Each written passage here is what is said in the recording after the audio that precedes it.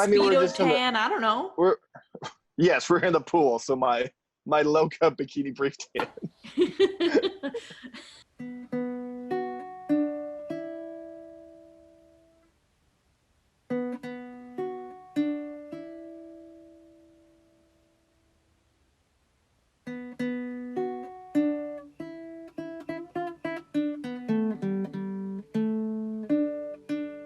Hello and welcome back to Night School Out of Character. My name is Michael Vasquez, and today I'm going to be hosting as the moderator for our 10th episode of OOC. As we start to discuss how to set the mood, whether you are setting the mood in campaign as a player or as the GM.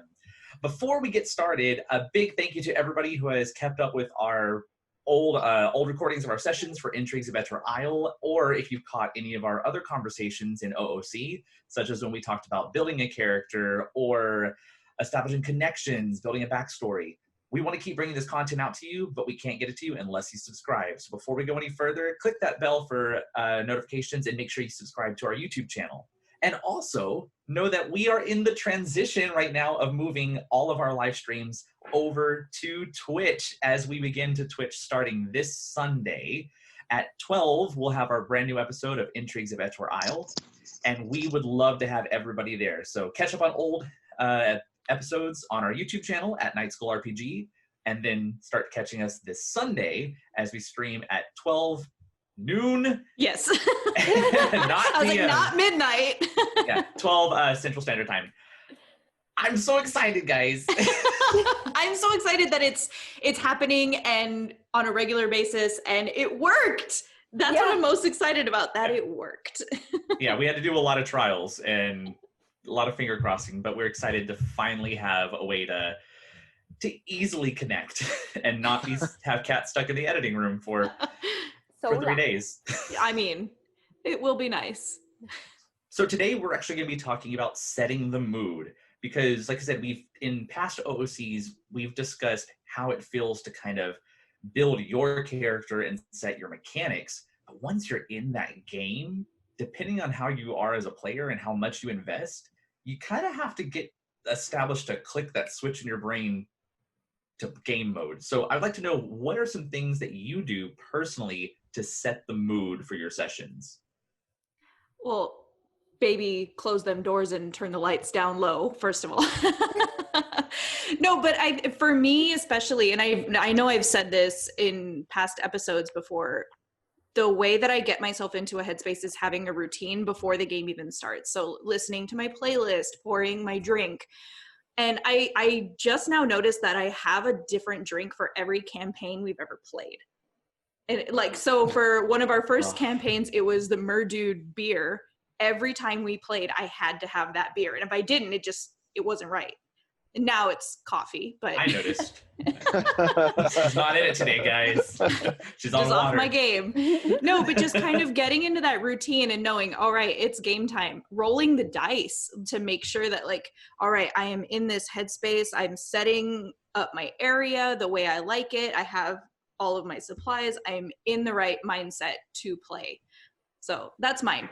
Drink and podcast and playlist. I'm going to stop you on the dice real quick, because I think that is just the lifeblood that brings D&D players together, is that sound of just dice hitting.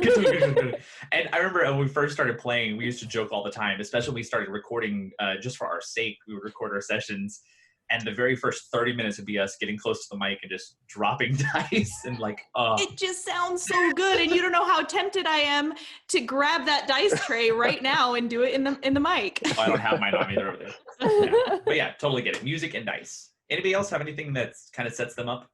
So I do something similar, Kat, in terms of setting up my space there. I make sure the iPad is in a certain place. I make sure my notebook with my pencil is right there. I'm on the right page.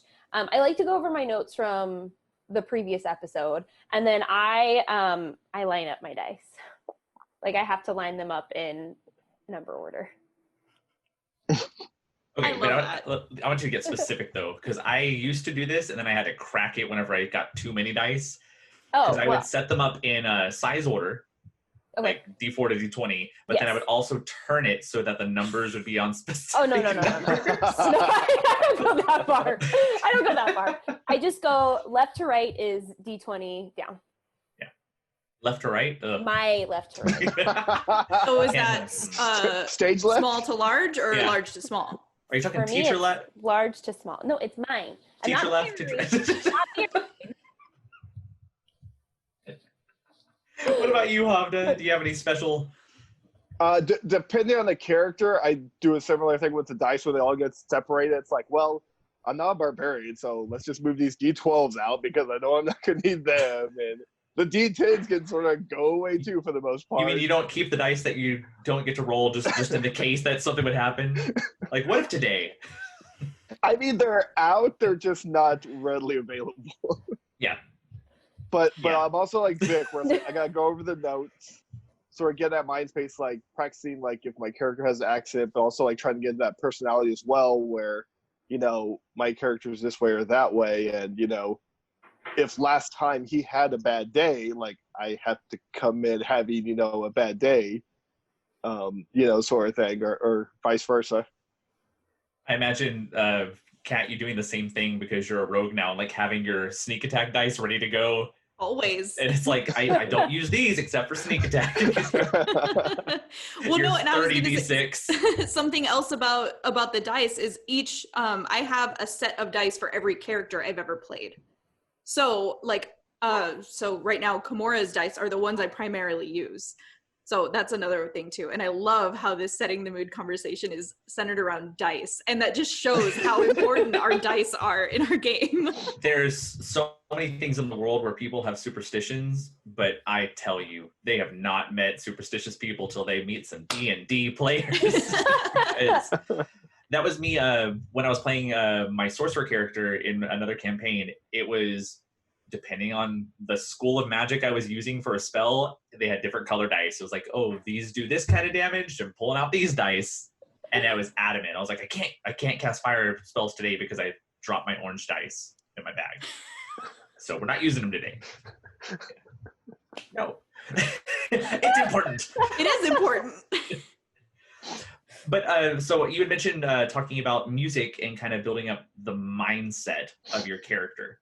So we talked about that in other episodes, but I want to dig a little further in talking about when you're actually already in that character and the game has started. There is a really tough barrier for people to get into the role play and break the world we live in and the world that we're trying to live in for the session. And it really comes down to details. We know that as educators, we tell our students whenever they're doing creative writing, it's the details that you can put in that make something believable. So can you think back to any times you've played either in a session or outside of a game with us where another person outside of your character made it feel like you needed to invest more? I have one instance that sticks out so much, and as soon as you said it, that we were going to be talking about this is what I wanted to talk about.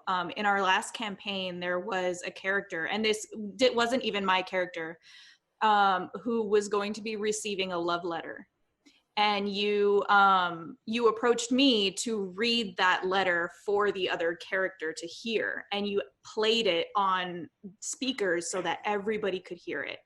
And it was one of the most emotional experiences, like not even listening to it, recording it, because I had to put myself in that mindset of the person who is writing the letter.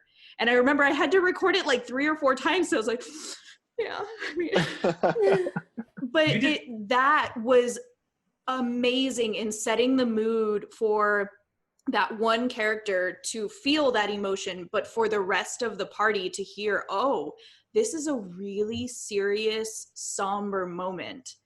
And that for the rest of the day, I feel like everybody was kind of on that note.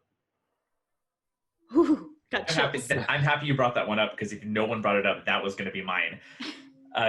That particular moment, I wrote the script over 2 days. It was a rather lengthy letter. Oh. Nope, we're here. Okay, I was like, I think I lost myself. But it was a rather lengthy letter, and I ended up recording myself voice memo like 4 times, working on like octave placement and changing it, and it just didn't sound natural enough. And I was like, this is going to be a joke if it's my voice reading.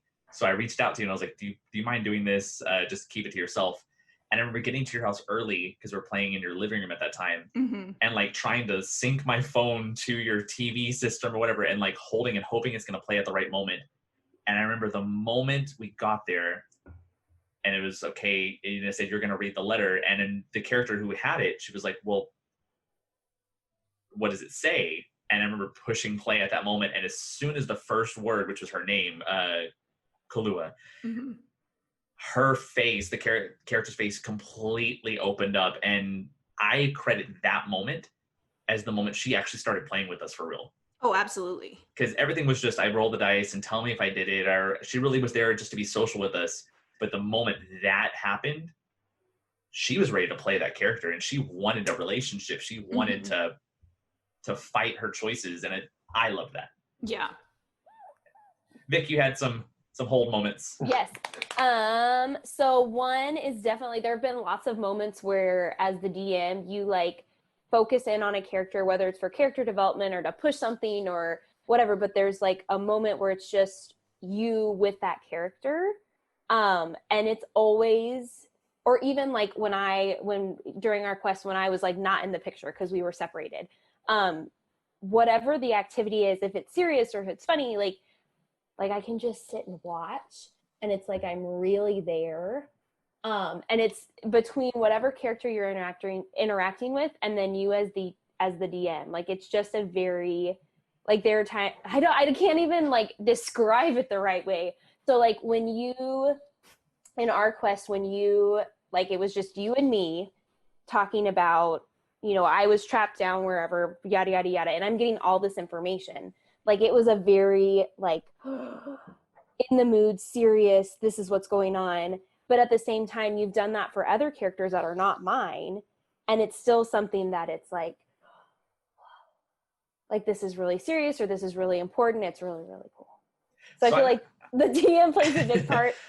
Which I want to get into a little bit later. We'll come back to that. But the idea of figurative speech and using your word choice and what you do and don't say comes into a big play on that. I'm a big believer in what you choose to say and what you choose not to say. And my other one is both Kat and Hovda. If there's something going on and it's just me happening, they're every bit as invested too.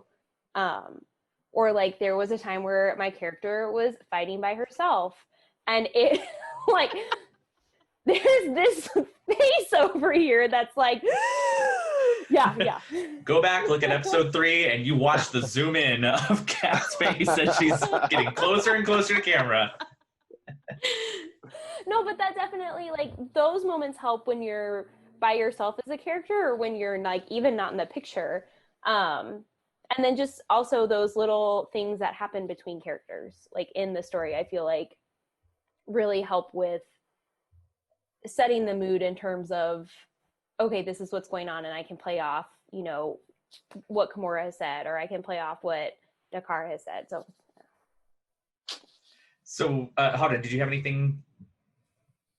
Well, yeah, I mean, sort of like what Vic was saying. It's like there's a few instances I can think of where it's like the RP, like between, you know, people, like even if it's not between me and somebody else, it's still seeing somebody RP and be invested in their character or the situation is definitely uplifting to the game and everything like that. But also just some of the combat actions, you know, like we've talked about before with the tavern brawl, you know, in the past, where it's like, you know, it didn't do anything story-wise for the game or anything like that, but it was another way to see, okay, these players are starting to get a little bit more invested, you know, in this world and in their characters, even if they may not be the most, you know, Shakespearean, you know, dramatic scene part of their characters. They're still starting to have fun in the game, starting to figure things out, where it's like, you know, this world is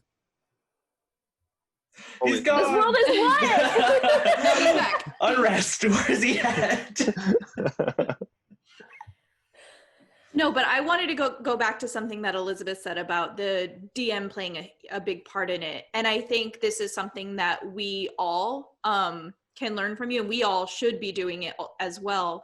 You change your voice based on the mood. So if it and you do such a good job, and it's something that sounds so simple, but it makes such a huge difference. We know when you're talking about if we were not able to hear the words you're saying, but just kind of hear the inflections of your voice and maybe like the tone of your voice, we would know what kind of setting it's in. Are you telling a sad story? Are you giving orders for something? Are you showing like the direness of an emergency? Because you do all of that just in your voice. And I think that's something that we all can do better with. But Michael, you do really well. I actually think y'all all do a really good job with it too. I actually credit that to our training as educators.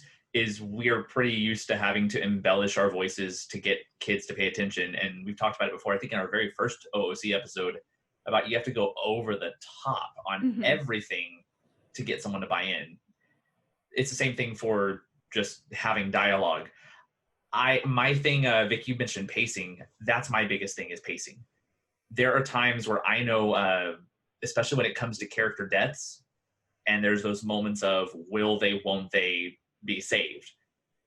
I know I can play that really, really slowly and hit those moments where you have doubt. Because that's the thing, is I want you to have doubt of, does it work, does it not work? Especially if y'all rolled really poorly on the saves, and it just makes a deeper investment so that whenever they do get saved, you have a greater appreciation for that moment. Pacing is a big thing. Inflection is a big one. The other thing I credit it to, and this is me personally telling the world right now, I am a music teacher. I am a big advocate of music education, and this is one of the main reasons, is because it's the nuance of your instrument, and my instrument just happened to be my voice, and it's our voices in this context. It's the nuances of inflection, pacing, emotion, facial expression that you get trained in, and that's what we do in elementary. Even starting with kinders, we start working on those things. So everybody has it. It's just, you got to practice it. Well, and adding on to that, the music, you use music so well in our campaign, and it plays such a big part in, are we just walking and being like happy-go-lucky? Are we in a tavern? Are we in a battle? Is it that one song that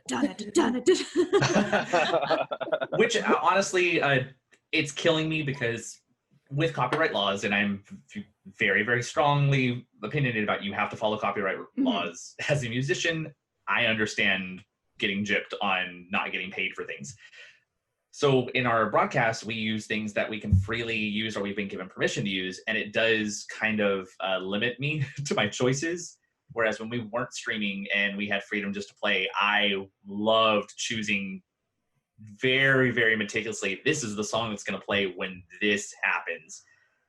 And yeah, I remember the first time we had a death, and it was your character, Kat, and as you were dying, I play. It was first breath after coma. First breath after a coma, and the moment it started, you looked right at me, and you said, "Don't do this," and I was like, "Yeah, I know this is gonna evoke a reaction that I wanted you to have," and it worked. Yeah, I can't use it again. It's a one-trick pony, but I'm pretty sure it's still working again. I'm just gonna start playing it, and you're gonna be like, "But what? Wait a minute, what?" I take a sip. What? Hovda, you mentioned something earlier. You talked about the tavern brawl. So I don't think we actually talked about the tavern brawl on OOC. No, we didn't. Oh. I'm gonna let you tell the story, because this is a perfect example about how, as a character in a game at PC, you can affect someone else, and it has nothing to do with the storyline. Like, it completely took me out of the GM spot. I didn't have to do anything. I just got to sit down and watch the players play, and it was the best thing in the world. Well, yeah, it was the family we used to play with the other campaign, but it was I think we were waiting in the tavern just because we were having to kill time to meet somebody, and it was we're all like, okay, let's sit down, have a drink, and wait so we can get this party started. And in the course of that happening, I don't remember who started first. Whatever for his children though, is like, can I have an arm wrestling competition or a face punching competition or something like that? Like they just pick some random thing to pick some random person in the bar, and you're like, give me a roll. And from there, it went into like a Benny Hill style, like just moment of, yeah, oils all over the floor. People are rolling around. People are being thrown up everywhere. I've had many sessions where a bar fight has broken out that I've played in, and it's like, yeah, this is going to happen. We'll deal with it. And it's usually, it'll be like someone threw a punch or someone said something and it caused a reaction, and you take care of it and you're done. Someone steps in and says, y'all stop this fighting, and you all walk away. This was the first day they had ever played. And you're right. It wasn't that y'all were at the tavern. Y'all were somewhere completely different. And they were starting at the tavern, and I needed to get them out of the tavern to go meet you guys so that there would be a reason to hook up. And it took like an hour and a half to get them out of that tavern, but not one player was unhappy about what was going on because it was so entertaining. But in the same way that you can set the mood to be very serious and poignant with your pacing, they set the mood for, we're about to just have foolishness and fun. And I think that's super important in a long-term game. Absolutely. You can't do something that's just fight. We got to go save people. We got to do this. There has to be moments of levity. Oh my gosh. They had they slicked the floor with oil. They had a Warforged. Was he a fighter or a barbarian? I can't remember what he was. He was a fighter. He was he's a paladin. A Warforged paladin that they're spinning. So he's spinning on the oil with his blades out, and it was like, this is completely stupid, for lack of a better word.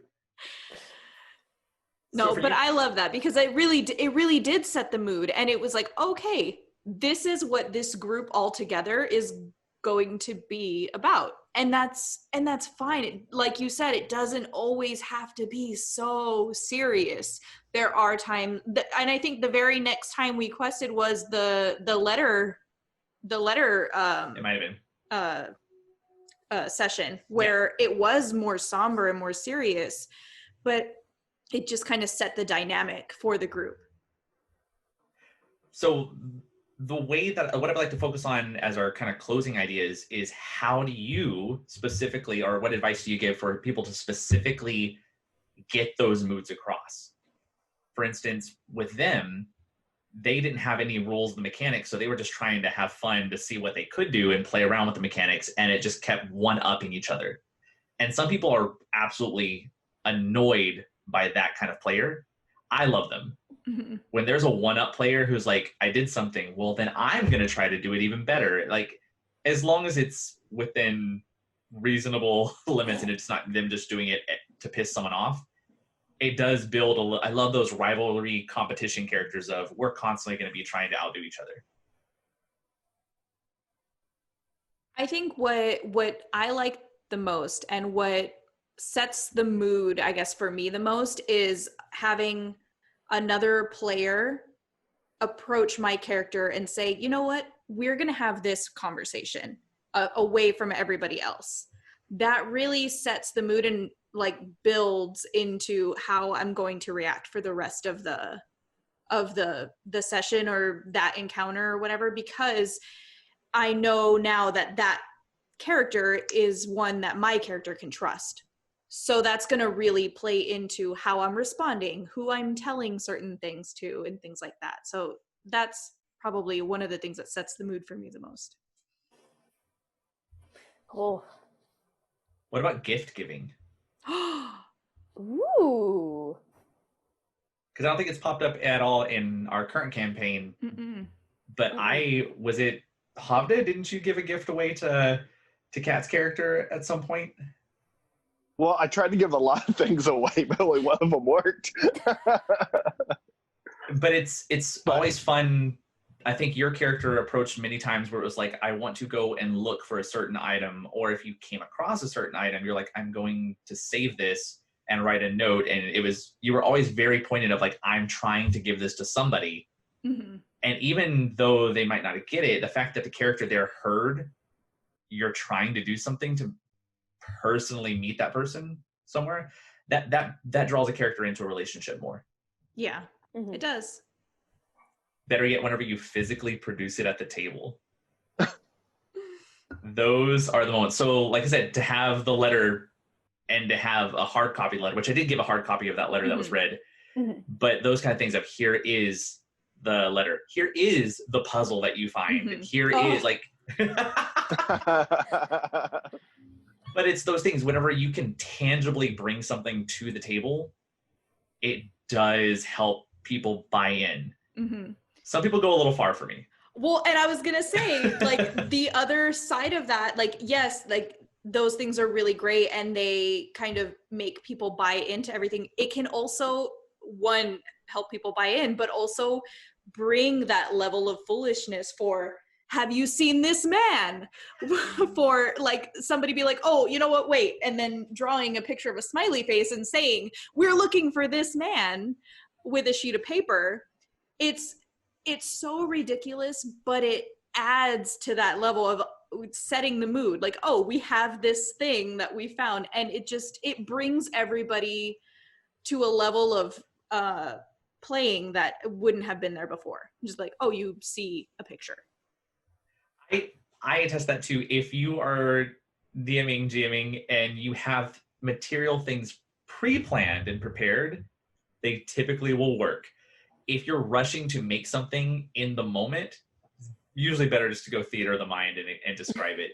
Because we have been in sessions where we were playing together as a team, and the person leading will be like, oh, and you find a letter in your bag, and then they reach and grab a napkin and they write like 2 words, or like, what was it? I see you, or I know what you did, and they hand it to me.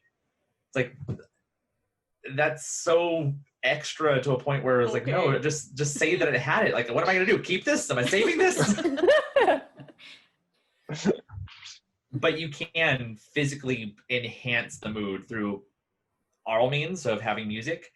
We have heard of one session where they proudly were bragging about how they brought in rancid meat to throw on the table to give that smell of death when they're fighting, and that's beautiful for people. They purchased fed meat, left it out until it became rancid, then brought it to the session. Yeah. I mean, I purchased not rancid meat. Did you purchase rancid meat? Wait a minute.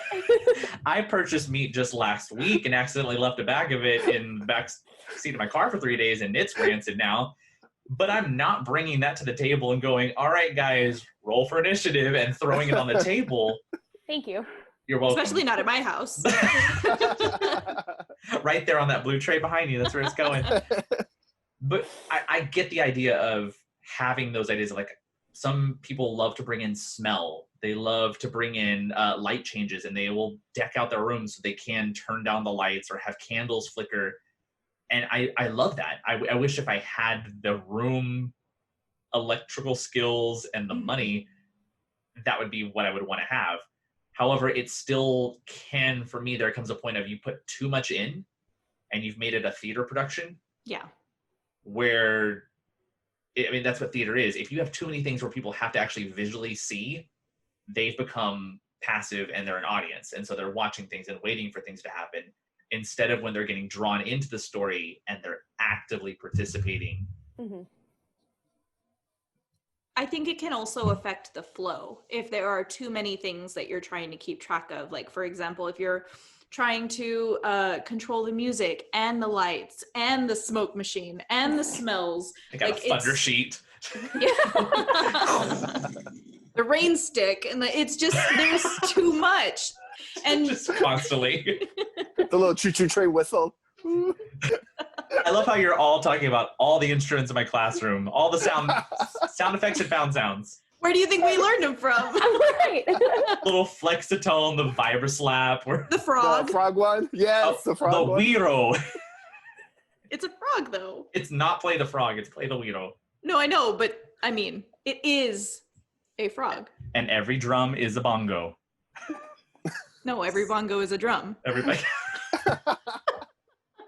I hate y'all so much right now.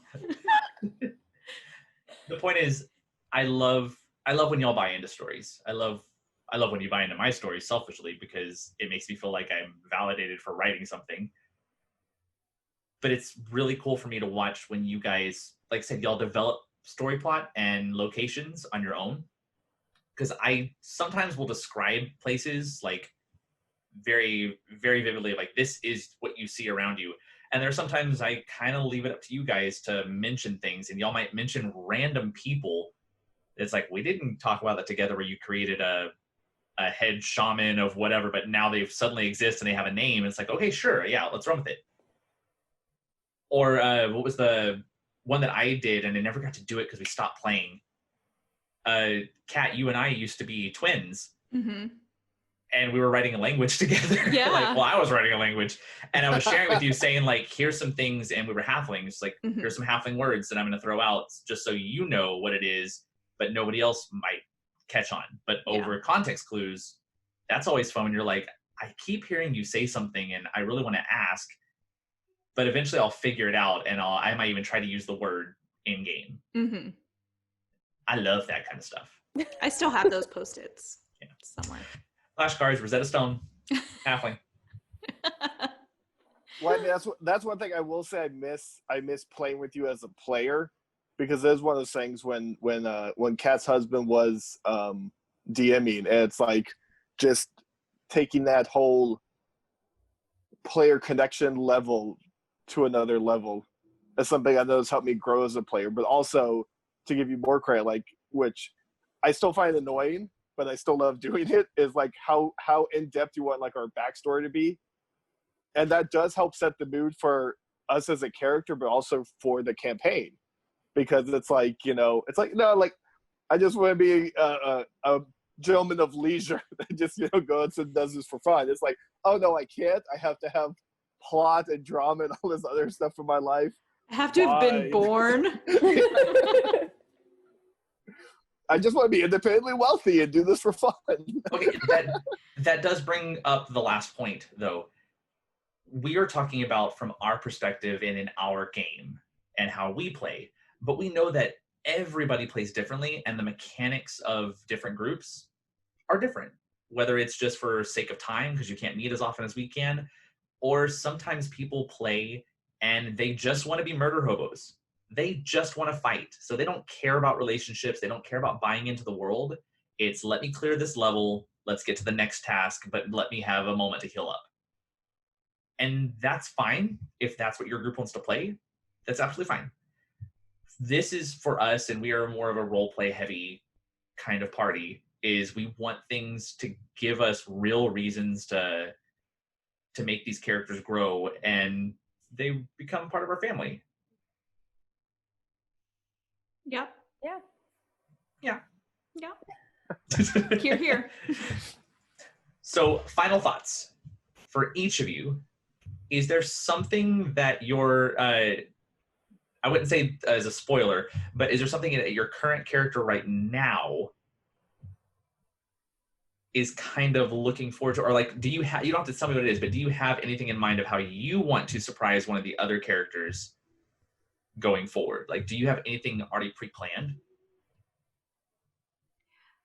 Not specifically, like nothing specifically pre-planned, like no conversations that I really want to have, but I do want, at some point, I want Kimura's like dark side, or like her darkness or her sadness, I guess, to be more on the forefront of her character rather than just stoic, sarcastic, stabby, stab, stab. I'm just gonna place this right in your kidney. Yeah. Oh my gosh. There goes your head. I went back and watched episode 3 last week, and I was like, wow, where did that come from? Because it just made me forget that you had that in you. I was was like, oh yeah, she's dark. You're so perky lately. Just She like, loves being home. She loves being home. As perky as that might be it. Yeah. Yeah. Yeah. What about Dakar? Does he have any kind of lingering hopes? I don't have anything planned, but I definitely have some ideas rattling around my head for different characters. But it depends on what happens where and stuff like that in the future. If you die, you mean? Well, yeah, I mean, that's Just all say those it. plans. Yeah, all those plans go out the board if that happens. But no. So far, you're all hanging in there. What about our resident Dragonborn? There's not any like surprises per se for anybody, but there's definitely like somewhere that I like a growth that I want Kilness to go through. What about NPCs? Because y'all have had a fair number of NPCs now that y'all have run into. Is there any NPC that for your particular character you're wanting, not like immediately to get back in touch with, but you're like, I really need to get with this person. Like, you know that this is going to be something that will drive a lot of your character. Yes. Mm-hmm. I have 3. I want Q and Zola to have a little bit more interaction and build that a little bit more. And then also, I cannot think of it off the top of my head, the bartender in Kalakesh. Oh, does her name start with a T? Tiana. No. Yes, it does. Oh, in Kalakesh? Yeah. Yes. Sorry, I was thinking in Lakota. I was like, No. wow, the very first person you met? Yeah. Oh, she gave me oatmeal. And No, Tiana. I want to know more about Tiana's fascination with Q. That's it. Anybody Go else? ahead. Go ahead, Hovda. She's going through the notes. She's like, hold on. I am. Names. Well, I want to make sure I say it right. I don't have my notes on me, so I'm going to screw up notes here. But Tiana is one. Marietta. And then my halfling friend, where I'm trying to get Jamila, and I can't think of her name for the life of me right now. Zefta. Zefta. The whole reason we're going north. Shut up. I didn't want to say anything. I'm laughing because I imagine sometimes. So and this obviously is, concerned, too.